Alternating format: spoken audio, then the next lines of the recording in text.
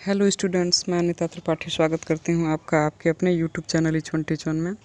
विद्यार्थियों, आज मैं आप लोगों को कबीर की साखियां पढ़ाने जा रही हूं। इसके पहले कबीर दास के बारे में कुछ देखते हैं। कबीर के जन्म और मृत्यु के बारे में अनेक किंवदंतियाँ प्रचलित हैं। कहा जाता है कि सन 1398 में काशी में उनका जन्म हुआ था और सन 1518 के आसपास मगहर में उनका देहांत हुआ था। कबीर ने विधिवत शिक्षा नहीं पाई थी, परंतु सत्संग तथा पर्यटन आदि के अनुभव से उन्होंने अच्छा ज्ञान प्राप्त कर लिया था। कबीर बहुत ही उदार, निर्भय तथा सद गृहस्थ संत थे। राम और रहीम की एकता में वे विश्वास रखते थे। वो ईश्वर को, अल्लाह को एक ही मानते थे। उनके अंदर पाखंड, भेदभाव और कर्मकांड को खंडित करने की अद्भुत क्षमता थी और इसका खंडन उन्होंने बड़े ही सटीक शब्दों में किया है। तो स्टूडेंट्स, यहाँ पर संकलित साखियों में प्रेम का महत्व, संत के लक्षण, ज्ञान की महिमा, बाह्य आडंबरों का विरोध आदि भावों का उल्लेख कबीर के द्वारा हुआ है। पहले शब्द पद में बाह्य आडंबरों का विरोध एवं अपने भीतर ही ईश्वर की व्याप्ति का संकेत है, तो दूसरे शब्द में ज्ञान की आंधी के रूपकों के सहारे ज्ञान के महत्व का वर्णन है। कबीर कहते हैं कि ज्ञान की सहायता से मनुष्य अपनी दुर्बलताओं से मुक्त हो सकता है। प्यारे बच्चों, आइए अब हम देखते हैं कि साखियाँ किस तरह से वो कह रहे हैं। साखियाँ हैं, पहला पद आपका है, मान सरोवर सुभर जल हंसा केली कराही, मुक्ता फल मुक्ता चुंगे अबूढ़ी अनत न जाही। कबीरदास जी कहते हैं कि जिस तरह हंस मानसरोवर में खेलते हैं और मोती चुंगते हैं, वे हंसा केली कराही, केली मतलब उसमें क्रीड़ा करते हैं, खेलते हैं। किस तरह से? अब वो कहते हैं कि वे उसे छोड़कर कहीं जाना नहीं चाहते। मान सरोवर सुभल जल हंसा केली कराही, मुक्ता फल मुक्ता चुंगे अब उड़ी अनत न जाही। कहते हैं कि मुक्ता फल यानी कि जिस प्रकार वो मोतियों को चुंगते हैं और उसे छोड़ करके अब कहीं जाना नहीं चाहते, ठीक उसी प्रकार मनुष्य के पक्ष में वो कहते हैं कि मनुष्य भी जीवन के माया जाल में फंस जाता है, बंध जाता है और इस माया जाल को, संसार रूपी माया को ही वो सच्चाई समझने लगता है। दूसरे दोहे को हम देखते हैं, प्रेमी ढूंढत मैं फिरो, प्रेमी मिले न कोई, प्रेमी को प्रेमी मिले सब विष अमृत होय। कबीरदास जी कहते हैं कि प्रेमी, कबीर का प्रेमी कौन? यानी ईश्वर। प्रेमी यानी ईश्वर को ढूंढना बहुत मुश्किल है, वे उसे ढूंढते फिर रहे हैं। अर्थात कबीर ईश्वर को ढूंढते फिर रहे हैं, परंतु वह उन्हें मिल नहीं रहा है। प्रेमी को प्रेमी मिले सब विष अमृत होए। प्रेमी रूपी ईश्वर मिल जाने पर उनका सारा विष, विष अर्थात कष्ट, अमृत में बदल जाएगा, यानी कि सुख में बदल जाएगा। प्रेमी ढूंढत मैं फिरूं, प्रेमी मिले न कोई। मैं प्रेमी की तलाश में इधर उधर भटक रहा हूँ, घूम रहा हूँ, लेकिन प्रेमी मिल नहीं रहा है। अगर प्रेमी को प्रेमी मिल जाता है तो प्रेमी को प्रेमी मिले सब विष अमृत होए, तो सारे विष यानी सारे कष्ट अमृत यानी सुख में बदल जाएगा। तीसरे दोहे को हम देखते हैं, हस्ती चढ़िए ज्ञान को सहज दुलीचा डार, स्वान रूप संसार है भूखन दे झक मार। अर्थात कबीरदास जी कहते हैं कि व्यक्ति को ज्ञान रूपी हाथी की सवारी करनी चाहिए और सहज साधना रूपी गलीचा बिछाना चाहिए। हस्ती चढ़िए ज्ञान को सहज दुलीचा डार, स्वान रूप संसार है भूखन दे झक मार। और आगे वो कहते हैं कि यह संसार जो है वो कुत्ते के समान है, यानी कि संसार की तुलना कुत्ते से की गई है, जो आपके ऊपर भोगते रहेंगे, जिसे अनदेखा करके आपको चलते रहना चाहिए। ऐसा हमारे जीवन में भी होता है। जब हम कोई भी नया कार्य शुरू करते हैं तो हमारे विरोधी हम पर छींटाकशी करते हैं, जिसे हम अनदेखा करके आगे निकलते हैं। तो ये कहावत चरितार्थ होती है कि हाथी जाती है तो कुत्ते भौंकते हैं।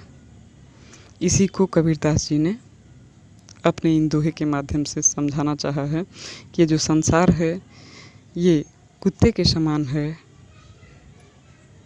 जो आपके ऊपर भौंकते रहेंगे, जिसे अनदेखा करके आपको चलना है।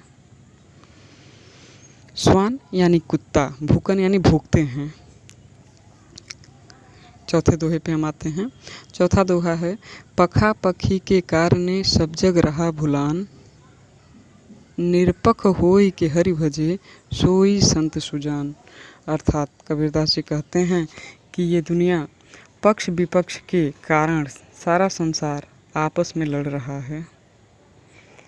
पखा पखी के कारणे सब जग रहा भुलान, और सब जग रहा भुलान, और इसी भूल भुलैया में पड़ के वो प्रभु को भूल गया है।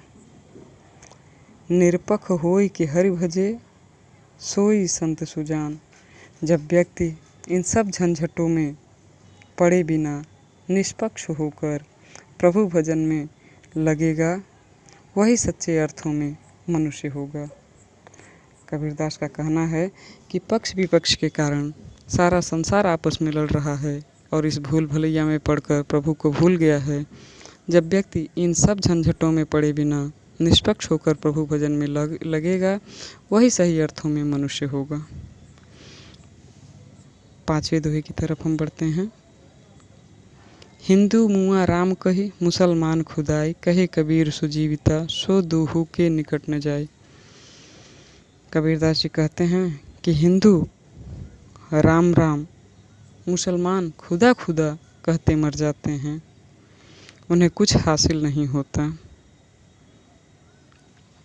कबीरदास जी कहते हैं कि असल में कहे कबीर सुजीविता, जो दूहू के निकट न जाए।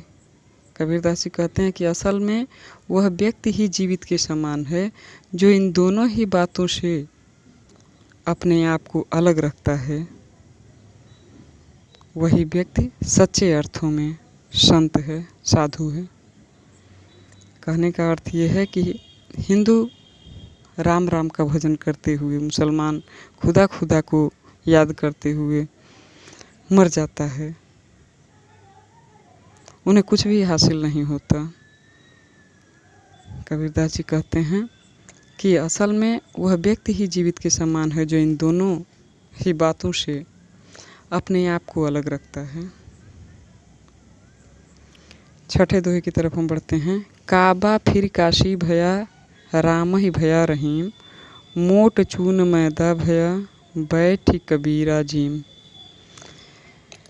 कबीरदास जी कहते हैं कि चाहे आप या तो काबा जाएं, काबा यानी मुसलमानों का धार्मिक स्थल, या काशी जाएं, हिंदुओं का धार्मिक स्थल, राम भजे या रहीम भजे, दोनों ही अर्थों का मतलब समान निकलता है। काबा फिर काशी भया, राम ही भया रहीम, यानी काबा और काशी, चाहे आप कहीं चले जाएं, चाहे आप राम को भजिए, चाहे आप रहीम को भजिए, दोनों का मतलब, दोनों का अर्थ एक ही है, एक समान ही है। कैसे? वो उदाहरण दे के समझाते हैं कि मोट चून मैदा भया, बैठ कबीरा जीम। कबीरदास जी कहते हैं कि जिस प्रकार गेहूं को पीसने से आटा बन जाता है, गेहूं को हम थोड़ा मोटा पीसेंगे तो उसे आटा हम कहते हैं, तथा बारीक पीसने से मैदा बन जाता है। परंतु दोनों ही खाने के प्रयोग में लाए जाते हैं। आटा भी हम खाते हैं, मैदा भी खाते हैं, इसलिए दोनों ही अर्थों में आप प्रभु के ही दर्शन करेंगे। चाहे आप राम को देखने जाइए, रहीम को भजने जाइए, राम को भजने जाइए, रहीम को भजने जाइए, किसी को भी भजने जाइए, दोनों अर्थों में प्रभु की ही प्राप्ति होगी। 7वां और अंतिम दोहा देखते हैं स्टूडेंट्स। ऊंचे कुल में जन्मिया, करनी न ऊंची होए, सुबिरन कलश सुरे भरा, साधु निंदा सोए। कबीरदास जी कहते हैं कि केवल उच्च कुल में जन्म लेने से कुछ नहीं होता, उसके कर्म भी ज़्यादा मायने रखते हैं। यदि कोई व्यक्ति बुरे कर्म करता है तो उसका कुल अनदेखा कर दिया जाता है। ठीक वैसे ही जिस तरह सोने के कलश में रखी शराब ही कहलाती है, उसकी कमियां दूर नहीं होती। कबीरदास जी कहते हैं कि ऊंचे कुल में जन्म या करनी न ऊंची हो। ऊंचे कुल में जन्म लेने से यदि आप कोई नीच कर्म करते हैं तो आप उच्च कुल वाले नहीं कहे जाएंगे, आपके उस कुल को अनदेखा कर दिया जाएगा। जिस प्रकार सोने के कलश में, सोने के घड़े में यदि शराब रख दिया जाए तो शराब अमृत नहीं हो सकता, अच्छा चीज़ नहीं हो सकता, उसकी बुराई नहीं कम हो सकती। इसी चीज़ को कबीरदास जी इसमें समझाना चाहते हैं। तो प्यारे स्टूडेंट्स, उम्मीद है आप लोगों को मेरा ये पढ़ाया पसंद आएगा। यदि आप लोगों को पसंद आता है तो please like share and comment करें। यदि आप मेरे चैनल पे हैं तो प्लीज़ सब्सक्राइब करें, साथ ही बेल आइकन दबाना ना भूलें, जिससे कि मेरे सारे नोटिफिकेशन आपको मिलते रहें। धन्यवाद।